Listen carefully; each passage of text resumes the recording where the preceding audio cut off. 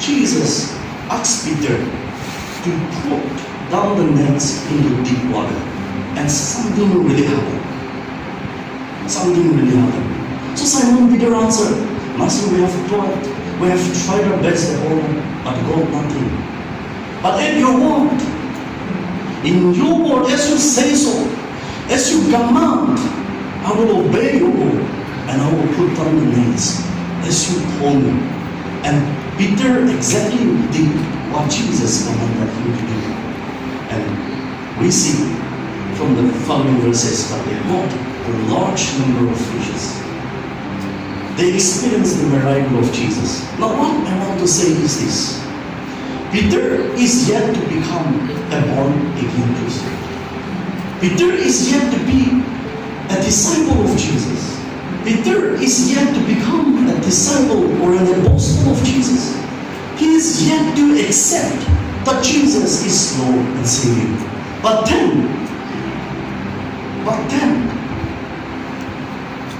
he believed and acted what Jesus told him. And therefore he began to experience the miracle of God.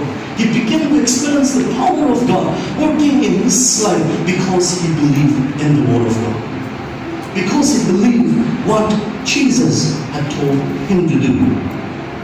Now, you remember those three Hebrews, the friends of Daniel. They decided to live, to act according to the Word of God. No compromise in their faith. They decided even to disobey the decree of the king. King Nebuchadnezzar built a large image, and then he commanded the people to bow down and worship when they hear the song. But these three Hebrews, the friends of Daniel, stood still, stood strong in the faith, and did not listen to the king's decree. So the king got furious, he got angry, and put them into the furnace fire. But what he saw was, he threw three of them into the fire, but he saw 4 persons dancing in the fire.